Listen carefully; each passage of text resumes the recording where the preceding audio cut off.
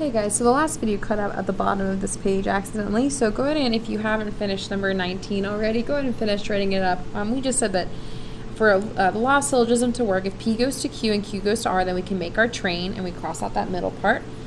So we've crossed that out and we just wrote our statement. So if P, a mineral, is gypsum, then R, it can be scratched with a fingernail. So finish writing that down. We use the law of syllogism, so that's where that came from. So go ahead and take a moment, finish writing that, and then we're going to move on.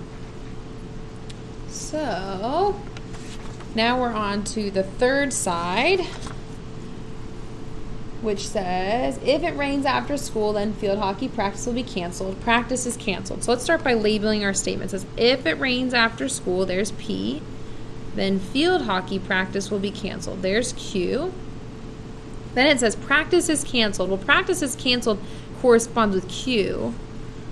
Well, that's a problem because to use the law of detachment, we say P goes to Q, that happened, but then P needs to happen. We don't know that it rained after school, so this didn't happen, which means we can do no conclusion. So there's no law that we're using because we don't even have a conclusion. Think about it this way. We know that practice is canceled, but we don't know that it's canceled because it rained. It could be practice because school was shut down. It could have been canceled because of construction. It could have been canceled because of snow. We can only do it from the first part. So I'm thinking about it like this.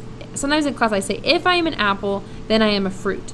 Well, if I tell you I'm an apple, you know that I'm a fruit. But if I tell you I'm a fruit, that doesn't mean we can go backwards and say that I'm an apple. You could also be a banana. You could also be an orange. So that's why we have to go in the forward direction. So since P didn't happen, since it didn't rain, we can't make the conclusion that practice was canceled.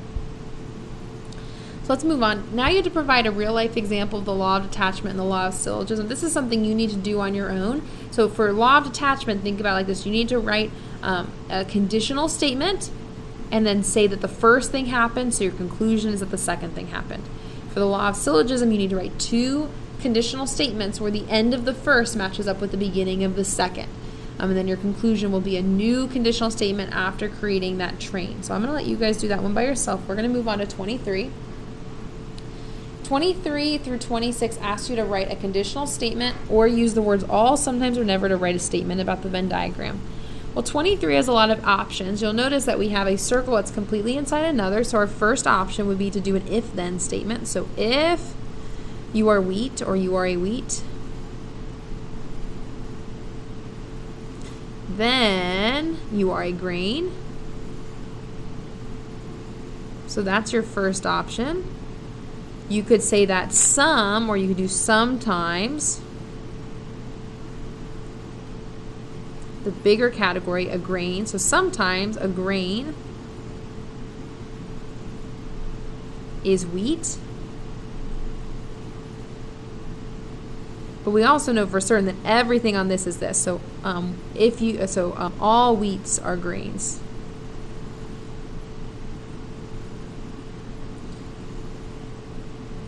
So those are three different options. You need to just pick one, but notice the key words I had options to use was an if-then statement. They use word sometimes or the word all. Similarly, 24 has a lot of options. You could do if you are a pitcher, then you are a baseball player. If you are a baseball player, then you are an athlete. You could do if you are a pitcher, then you are an athlete. You could do some athletes are baseball players, some athletes are pitchers. You could also do all pitchers are baseball players, all pitchers are athletes. So I'm just going to do one of those. But remember, there's multiple. I'm going to just do all pitchers are athletes. But you have a lot of more options than that. So that's just one option. I'm just going to put that so people know many options. Okay, 25 doesn't have a lot of options. You'll notice that these two circles are overlapping in a spot. This is what a typical Venn diagram you're probably used to looks like. Well, we know that all things that taste good aren't good for you, and we know all things that good for you don't necessarily taste good, but sometimes that overlaps. So we can say that sometimes something that tastes good is good for you.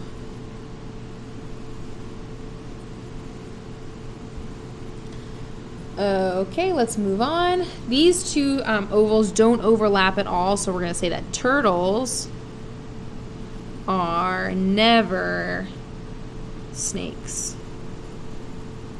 I'm going to go back and highlight my keywords really fast. So up here we used all, but there's a lot of options. Here we use sometimes, that's your only option. Here we use never, that's your only option. So let's move on. Now we're down to number 27, which is skill 6A. And remember, if this is the first video you're watching, the numbering on this might be a little different than the one you have in your class, but all the problems are the same. So even if I say number 27, just look for the one that says skill 6A. It says, write the meaning of the following terms. Well, a postulate is something that is accepted as true without, W/O means without, it's a common shorthand, so without proof. Whereas a theorem must be proven to be considered as true. So a postulate is accepted as true without proof. A theorem must be proven to be considered true. Think about it like this. If we need to prove things are true, we need a list of options to help prove that's true. We need it for our reasons. So we have to have a starting point, and those starting points are our postulates. Kind of like a way you could think about a metaphor would be like primary colors. If you have red, yellow, and blue, or red, green, and blue, which is what our eyes use, we can use those three things to create all of the other different colors, right?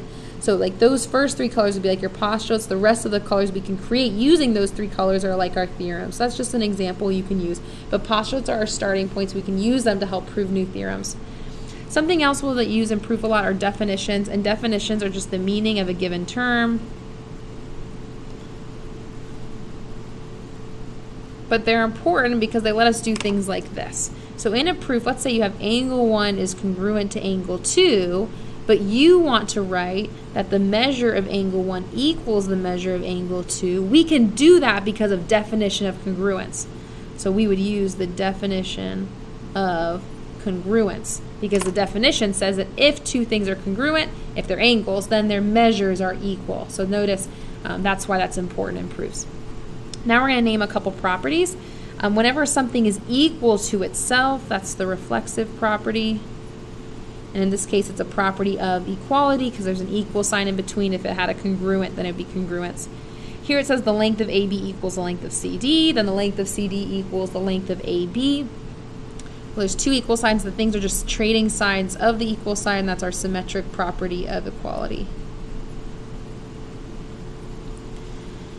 Here we have if something is equal to something, and that something is equal to something else, then that first thing is going to have to be equal to that last thing because these are the same size here.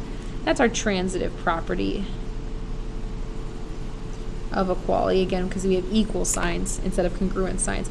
My trick for this is that here you have one equal sign, here you have two equal signs, here you have three equal signs, and this goes in alphabetical order, R, S, T. So if you can match up 1, 2, 3 equal signs, then you go in alphabetical order, R, S, T. Okay, we're on to our last page. Let's flip over.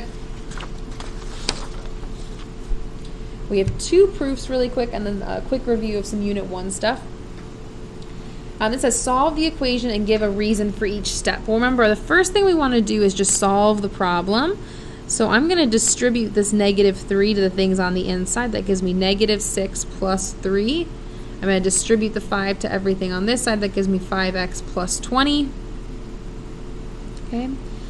So that was our distributive property. That's what we did to get to that step.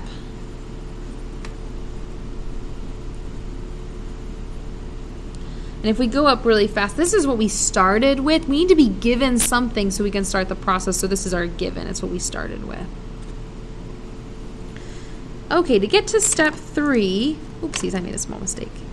In order to get to step 3, we want to move all of the x's on one side. So I'm going to subtract 3x on both sides. And when I do that, I get -6 equals 2x plus 20.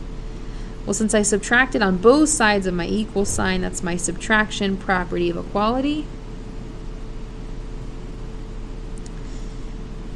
To get to step 4, I want to get all of my constants on one side, so I'm going to subtract 20 on both sides. And when I do that, I get -26 equals 2x. So to get here, I use, again, the subtraction property of equality. Now I'm going to divide both sides by 2. When I divide by the same thing on both sides of the equal sign, that's my division property of equality. Now, you might not choose to make this last step, but if you decide to switch sides, so put the x on this side and the negative 13 on that side, we have to give a reason for why we can do it. That's going to be our symmetric property, because the symmetric property tells us that we can change side of the equal sign if there's only one thing on each side. So it's a symmetric property of equality. So normally what would happen is the problem would say given that this statement here, prove that x equals negative 13. And we've just done a proof getting from step 1 to step 6 and giving a reason for why we can do everything. So now we're going to do the same thing for more of a geometric problem. So this is a geometric proof. It says given that angle 2 is the same size as angle 4, they want us to prove that angle 1 is congruent to angle 5, that they're the same size. So we're going to give you all the statements. If you're in a regular class, you're going to get all of the statements, or maybe all but one on a test, and you're going to have to give all of the reasons. And if you have to give a statement, we would give you the reason that goes with it instead. So angle 2 and angle 4, that was the given information. Now it says angle 2 is congruent to angle 5. I like to start by looking at my picture and seeing if I can figure out where that came from there. Well, if you look, you'll notice that angle 2 and angle 5 are made by 2 straight lines intersecting, so they're vertical angles. So I can use the vertical angles theorem to show that angle 2 and angle 5 are congruent. If you want to shorthand that to VAT, that is totally fine. Okay, now it says angle 5 is congruent to angle 4. Well, based on this picture, we can't really tell that, so we need to look up in our proof and see if we can come up with a reason why. Well, we know that angle 2 is the same as angle 4, and angle 2 is also the same as angle 5. Well, we know when we have these 3 things and one of them's the same, we can then say that angle 4 is the same as angle 5, and that's what they've done. They've used the transitive property of now congruence, because these are congruent signs, the transitive property of congruence, to say that 4 and 5 are the same because they were both the same as 2. Okay, we're here now, let's move here. 1 is congruent to 4. Well, I like to look at my picture first. 1 and 4 again are vertical angles, so I can use the vertical angles theorem. That's another way you can shorthand it, vertical angles theorem, to show that 1 is congruent to 4. Well, angle 1 and 5 in the picture, it's not easy to tell that those are the same, but what we can do is we can say, okay, well remember 5 is congruent to 4, 4 is also congruent to number 1, so we can say that 1 and 5 are the same since they were both congruent to the same angle. So once again, we're going to use our transitive property of congruence. So using things that we knew to be true, in this case theorems that have already been proven, and that was proven to you guys using the linear pair postulate in a video that was for homework on day 3, and properties that we already know are true algebraically, we've been able to come to a new conclusion. We knew that 2 and 4 were the same. Now we can say with confidence that 1 and 5 are the same because of these reasons. Now, on everybody's review packet for all the teachers, it says be prepared to answer questions from Unit 1 review. For some of you guys, you also might have these problems down there, and if this is on the review packet, you do need to complete it. If it's not, go ahead and watch this as a review, because you're still responsible for things from last unit. Just because we took a test doesn't mean you're no longer responsible for it. So let's do a quick review of distance and midpoint. The distance formula says take the square root of a difference of the x's squared plus a difference of the y's squared. Well, here's x1, y1. Here's x2, y2. So we're going to plug it in. x2 was 1. x1 is negative 2. y2 is 2. y1 is 6. Now, even though 1 plus, so this is going to be 1 minus and minus 2 is 1 plus 2, that's 3. We're going to leave it in parentheses until we've squared it. That's especially important when we get that negative that needs to stay in the parentheses. So that's going to give me 9 plus 16, not negative 16. Negative 4 times negative 4 is a positive 16. That's the square root of 25, and the square root of 25 is 5. So there's that final answer.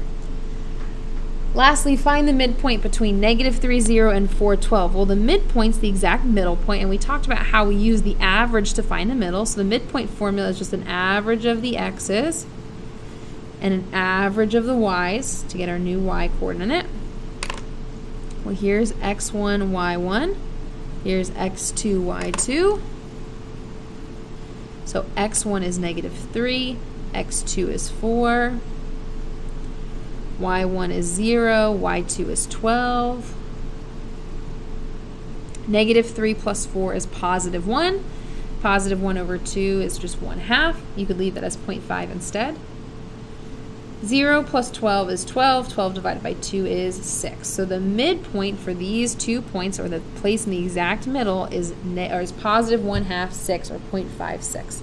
So that's the whole review packet. You might also want to be prepared to do problems like linear pair problems where you have to add them up to 180, or a problem where you have 2 expressions that are in the vertical angles and setting them equal. So I would look over your Unit 1 review packet because you might see a problem like that on this next test.